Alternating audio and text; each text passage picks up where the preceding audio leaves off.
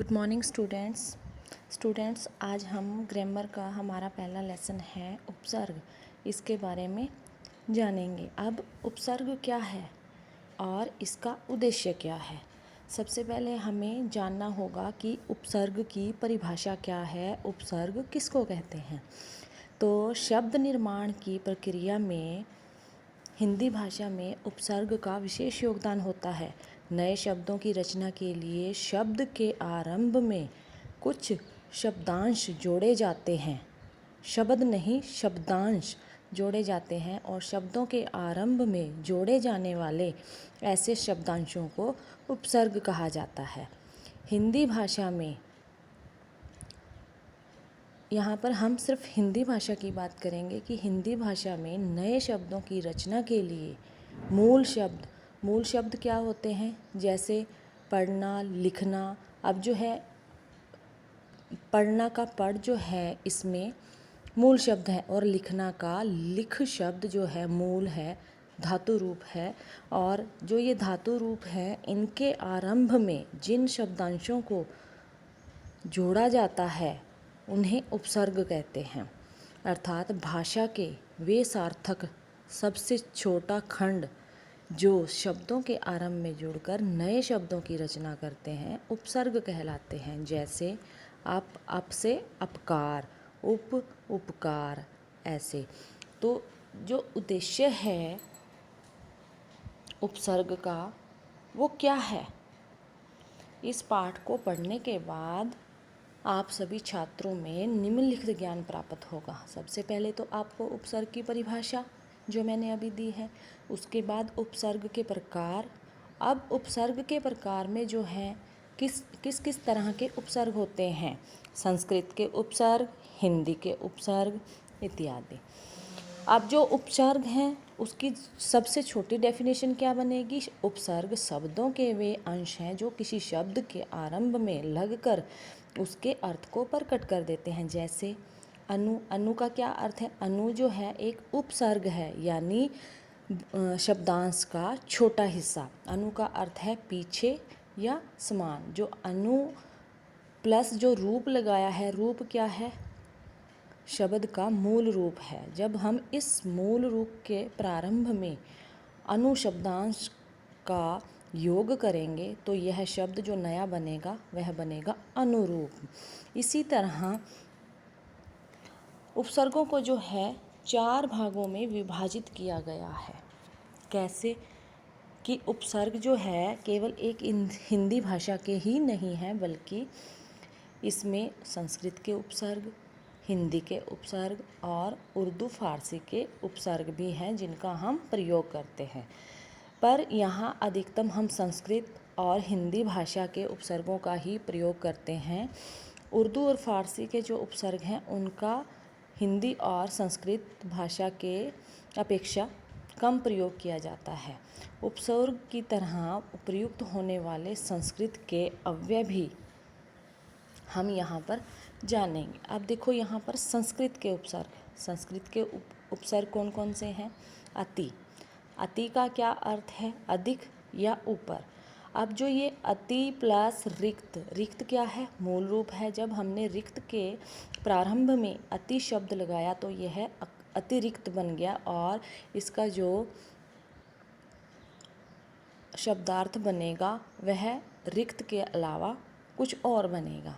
ऐसे ही उप जो है उपसर्ग है और उप का अर्थ है निकट, गौण या छोटा, और जो इससे शब्द बनेगा उपचार।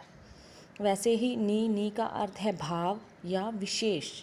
अब जो है निबंध, इससे बंद जो है मूल रूप है और बंद के आरंभ में हमने नी लगाया तो यह निबंध बन गया। वैसे ही परी का अर्थ है सब और जन जो है वो मूल रूप है भाषा का, शब्द का मूल रूप है। और जब हमने जन के आरंभ में परी लगाया तो यह परिजन बन गया। इस तरह ऐसे ही प्रति का अर्थ है सामने, उल्टा या हर एक। ये जो उपसर्ग जब हम योग मूल रूप में करते हैं वो परिस्थितियों के अनुसार जब हम वाक्यों में प्रयोग करते हैं, तो जैसे यहाँ सामने भी होता है प्रति का अर्थ, उल्टा भी होता है एक भी, वैसे ही ये परिस्थितियों के अनुसार वाक्य का अर्थ भी बदल देता है। अब प्रति से जो बनेगा प्रतिकूल, प्रतिकार, प्रति एक, प्रतिपल, कुछ ऐसे शब्द। संस्कृत के और उपसर्ग भी हैं जिनमें अति, ये हम कर चुके हैं, और इसके अलावा हैं अभी, निर का अर्थ है मना करना, और दूर का अर्थ है बुरा या कठिन। ऐसे बहुत सारे शब्द हैं जो आप अपनी पुस्तक में पढ़ोगे। आगे हैं हमारे हिंदी के उपसर्ग। अब जो हिंदी के उपसर्ग हैं वो देखो यहाँ पर हैं। अ का अर्थ है अभाव या निषेध या मना करना। अब जो यहाँ शब्द रूप बना है अछूत, अ उपसर्ग और छूत जो है वो शब्द रूप का जो है बना है। इसमें रूप छूत क्या है, ये शब्द का मूल रूप है, और इस मूल रूप में हमने अ उपसर्ग का उपयोग करके इसको अछूत नया शब्द बनाया है। वैसे ही नी का अर्थ है अभाव, और जब हम डर क्या है डरना, और जब हम इसमें नी शब्दांश का प्रयोग करेंगे, उपसर्ग का प्रयोग करेंगे, तो नया शब्द बनेगा निडर, और निडर का अर्थ है साहसी। ऐसे ही पढ़ जो है, अब मैंने स्टार्टिंग में बताया पढ़ क्या है, मूल धातु है। तो पढ़ में जब हमने अन लगाया, अन का क्या अर्थ है बिना या रहित, तो इससे जो शब्द बना है अनपढ़। पढ़ का क्या अर्थ है पढ़ना, लेकिन जब हमने इसमें अन का प्रयोग किया तो यह अनपढ़ बन गया, और अनपढ़ का अर्थ है बिना पढ़ाई के। वैसे ही कू का अर्थ है बुराई, और जो इससे शब्द बनाया है वो है कुमति। कुमति जो है वो शब्द का मूल रूप है, और मति में हमने जब इसको इस उपसर्ग का उपयोग किया तो ये कुमति बन गया। पहले मति था यानी बुद्धि, अब कु का अर्थ है बुराई यानी बुरी बुद्धि या बिना बुद्धि के। ऐसे ही अध का क्या अर्थ है आधा। जब हम इसमें मूल शब्द में इसका प्रयोग करेंगे, यहाँ पर हमने पका शब्द में इस अध शब्द का शब्दांश का यूज़ किया है, तो अधपका। पका क्या अर्थ है पकाना। जब हमने अध का इसमें उपयोग किया तो ये क्या बन गया आधा पका हुआ। वैसे ही जला शब्द में अध लगाएंगे अध जला। ऐसे ही बहुत सारे गला शब्द में लगाएंगे अध गला। वैसे ही नए शब्दों का जो है यहाँ पर हमें ज्ञान में प्राप्त हुआ। अब है प्रत्यय। प्रत्यय क्या है, उपसर्ग का हमने ज्ञान प्राप्त किया, और जो और उपसर्ग हैं उनका हम ऑनलाइन क्लास में डिस्कस करेंगे। अब हम प्रत्यय के बारे में जानेंगे कि प्रत्यय क्या है। प्रत्यय जो है, अब देखो उपसर्ग क्या था कि ये शब्दों के प्रारंभ में जुड़कर नए शब्द का निर्माण करते थे, और जो प्रत्यय है, प्रत्यय जो है उपसर्ग का विलोम है, यानी प्रत्यय शब्दों के वे अंश हैं जो किसी शब्द के अंत में लगकर उसके अर्थ को बदल देते हैं। अब जैसे दुकान क्या है, एक शब्द है, और जब हम दार लगाएंगे दुकानदार, दार शब्द जो है इसमें ये प्रत्यय है, और जो प्रत्यय होते हैं उनका अपने आप में निष्पक्ष या स्वतंत्र रूप में कोई विशेष अर्थ नहीं होता। ये शब्द में जुड़कर उसके अर्थ में परिवर्तन करते हैं, यह इसकी परिभाषा है। अब जो है ये प्रत्यय कितने प्रकार के होते हैं, इनके क्या क्या भेद होते हैं, यह जानेंगे। और अब जो इसको पहले हम उदाहरण से समझ लेते हैं कि जैसे मानव शब्द है। मानव शब्द क्या है, एक संज्ञा शब्द है, जातिवाचक संज्ञा है। तो जब हम इसका भाववाचक बनाएंगे मानवता, तो ये जो ता शब्द है ये क्या है, संज्ञा है। कौन सी, भाववाचक। भाववाचक हमने इसको बनाया तो ये क्या बन गया, मानवता। वैसे ही पवित्र शब्द क्या है, भाववाचक संज्ञा है।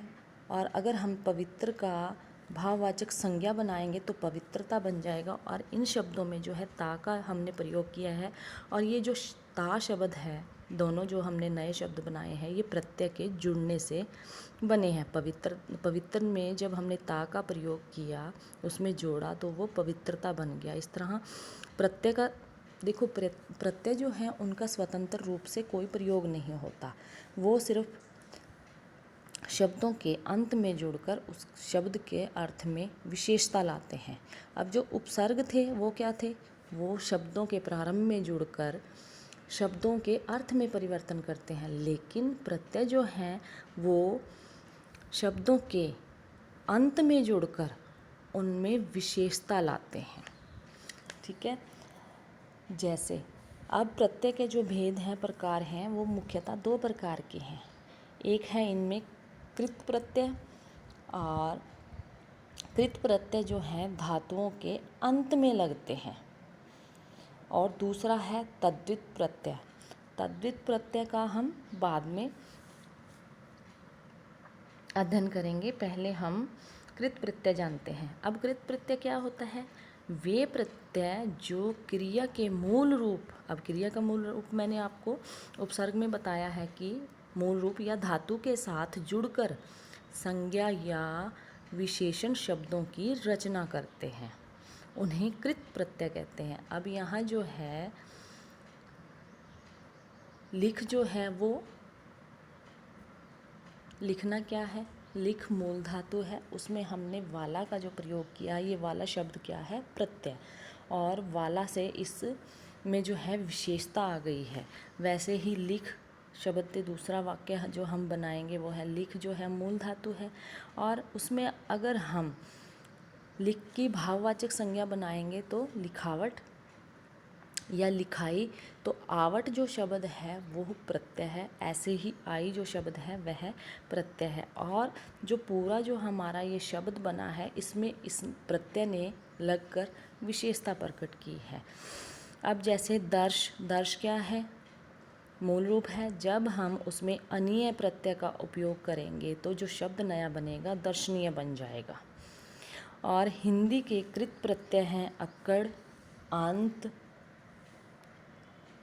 ये उदाहरण देखो आप, मैंने अभी ये बताया है ना, पन, कर, इनसे आपको नए शब्दों का निर्माण करना है। अब जो हिंदी के कृत प्रत्यय हैं वो हैं अंत, जैसे रटंत, पढ़ंत, गढ़ंत, जो मूल रूप मूल धातु में के लास्ट में लगकर उसके जो नया शब्द बनेगा उसमें संज्ञा या विशेषण शब्द जो बनेगा उसमें विशेषता लेके आते हैं। आई, आ, आन, आव, आवा, ये शब्द जो हैं कृत प्रत्यय के उदाहरण हैं, और इनका हम ऑनलाइन क्लास में डिटेल में डिस्कस करेंगे। अब आगे है तद्वित प्रत्यय। अब तद्वित प्रत्यय क्या होता है? अब जो कृत प्रत्यय था वो था कि क्रिया के मूल रूप के साथ जुड़कर संज्ञा और विशेषण शब्दों की रचना करते हैं, लेकिन जो तद्वित प्रत्यय है वो क्या है?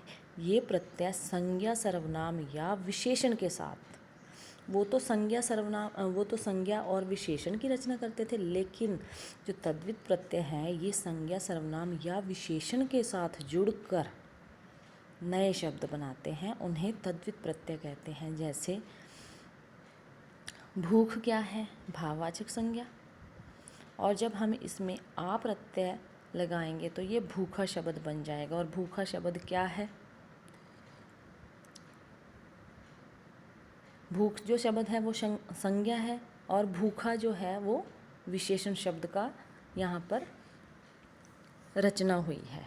तो हिंदी के जो तद्वित प्रत्यय हैं, जैसे आ, जो अभी मैंने आपको बताया भूखा, प्यास प्लस आ प्यासा, ठंड प्लस आ ठंडा, वैसे ही आई, बुरा प्लस आई बुराई, चतुर प्लस आई, ये सब क्या है? ये संज्ञा है।